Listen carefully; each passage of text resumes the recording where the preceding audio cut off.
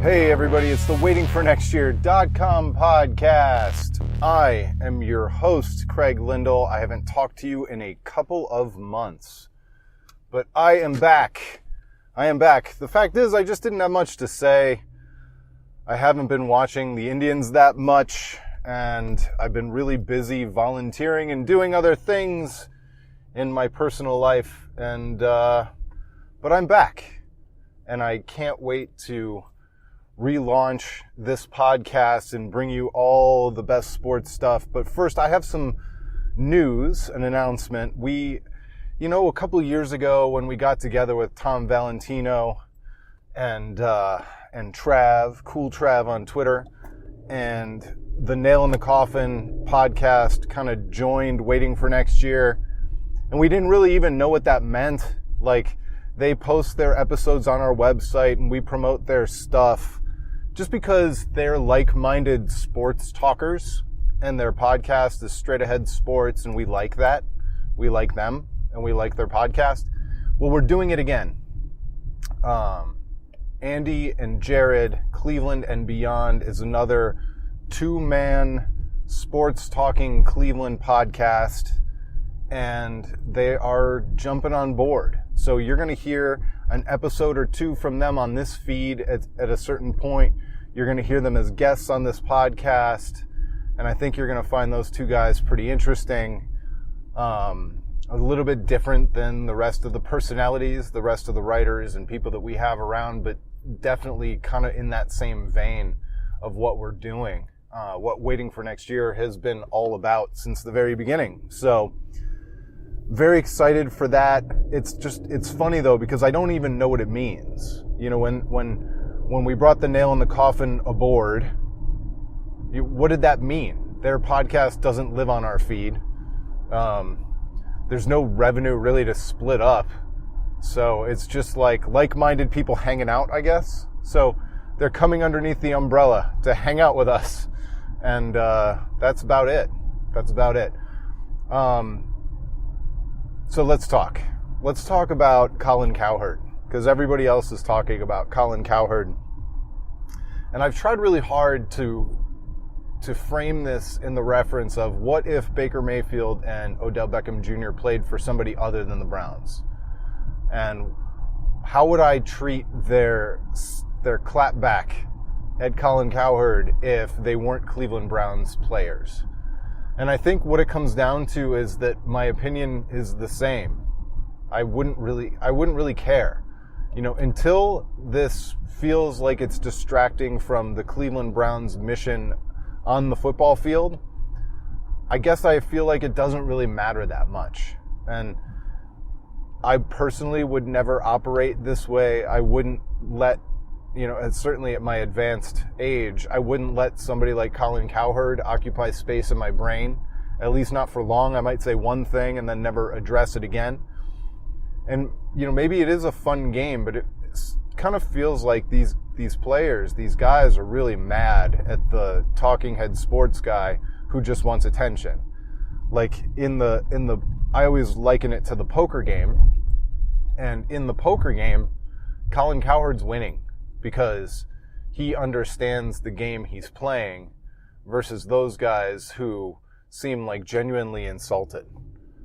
Colin Cowherd is not capable of being genuinely insulted because he understands the game he's in, and it's never personal. It's like the end of, what was it, Rocky 3, where Rocky fights Hulk Hogan, and then at the end of the match, Hulk Hogan's posing for pictures with Rocky, and Rocky's going, "But you seemed really mad in there, and I thought you were going to kill me."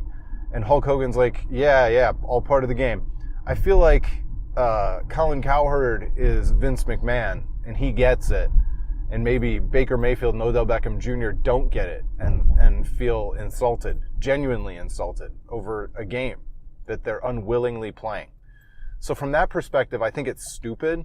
But at the same time, on the scale of 1 to 10, where 1 is it doesn't matter at all, and 10 is it matters a whole heck of a lot, I kind of think we're at the point where it doesn't really matter that much. They're not actually playing games. They're not even in training camp. The Hard Knocks experience last year and my history covering Browns training camp and then seeing how the season unfolded after paying so much attention to training camp taught me a whole lot about what matters and what doesn't. And I think a lot of this stuff that's going on right now, almost undeniably, without a shadow of a doubt, has zero impact on anything. Just like Joe Thomas told you that OTAs and those kinds of things didn't matter, none of this stuff will matter by week 3. You know, when the Browns line up to face the Bengals or the Steelers or somebody else in the middle of a season, none of this stuff will have any bearing on any of that stuff. And so we can think about it and obsess about it and talk about it, but ultimately it matters not at all.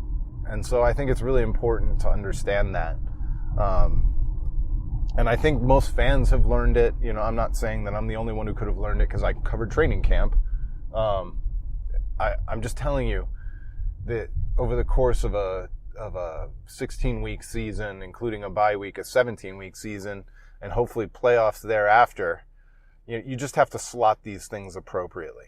And I think most fans are doing that, but sometimes I do wonder.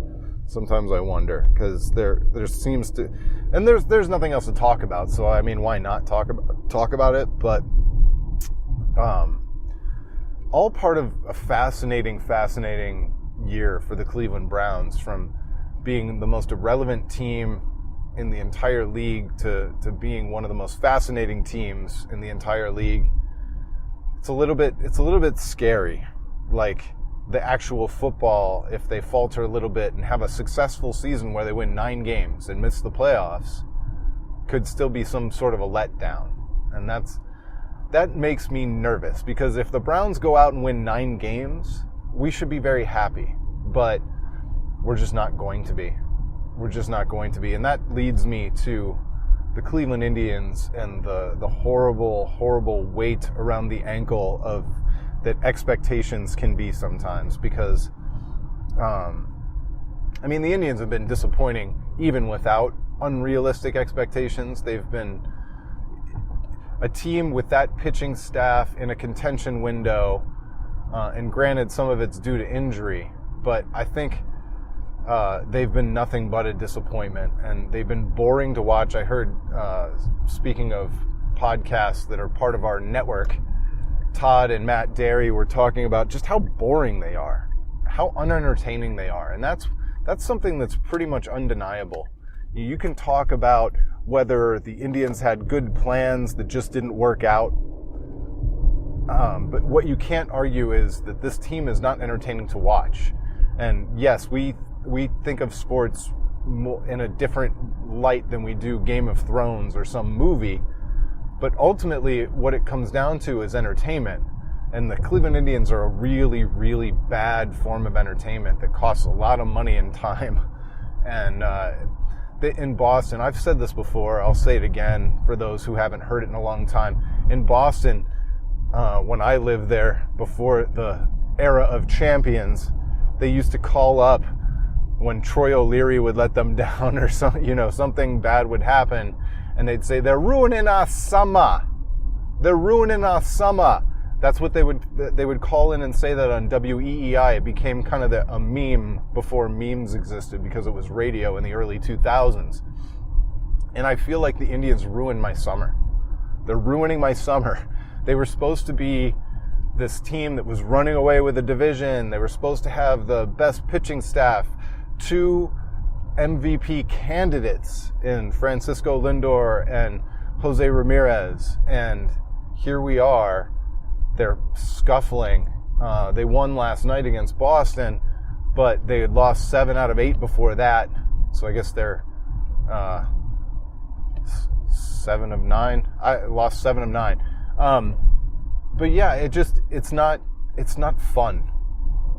And the Indians can be fun even if they're a little bit disappointing in the division. You know, they could still be losing to the Twins in the division by 5 or 6 games if they were scoring a lot of runs, if they were competitive, but to be down well, the last I checked, they were down 10 games in the division. To feel like you're out of it, like on the cusp of June. Don't talk to me about the All-Star break. Don't talk to me about the trade deadline. The Indians feel out of it before we got out of May. That's not okay. And it's not hindsight to say that the Indians had a bad plan. We told them that, most of us were saying to them that this was a bad plan even heading in. I did recognize the benefit of the doubt scenario where the Indians were making changes to a team that had disappointed and leaving themselves flexible to make a move at the deadline. But there was always risk that they might not make it to the deadline with a realistic chance. And yes, there's a wild card and all this other stuff, but it feels like the Indians are headed toward the trade deadline without even a shot. And that's not okay. That's a risk that they took with the offseason that they had.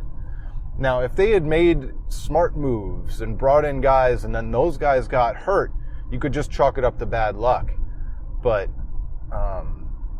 the risk, the margin for error that they gave this team was very, very small.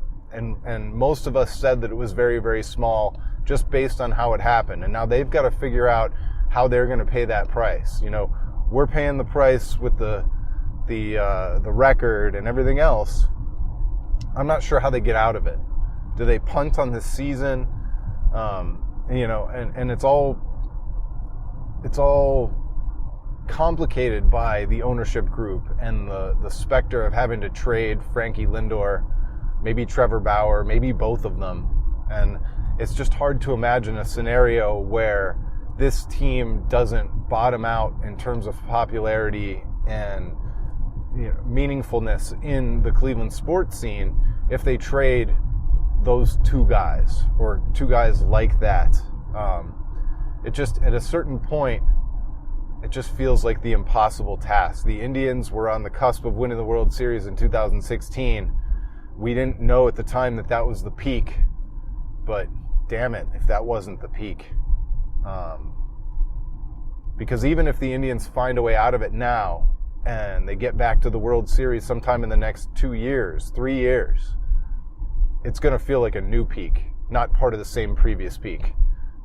Hate to say it. So, all right, that's it for me. Sorry I was away for so long. I do promise that I am back. We're going to have guests. We're going to have guest episodes from new podcast partners. Go out and Google Andy and Jared. That's Andy and Jarid, Jared, Cleveland and Beyond. Go find their podcast, subscribe, listen to the episodes. You're going to like it. I'm not even going to say I think you're going to like it. You're going to like it. It's good stuff. It's straight ahead Cleveland sports talk, just like we like. And thanks for listening. We'll talk to you next time. It's been the waitingfornextyear.com podcast.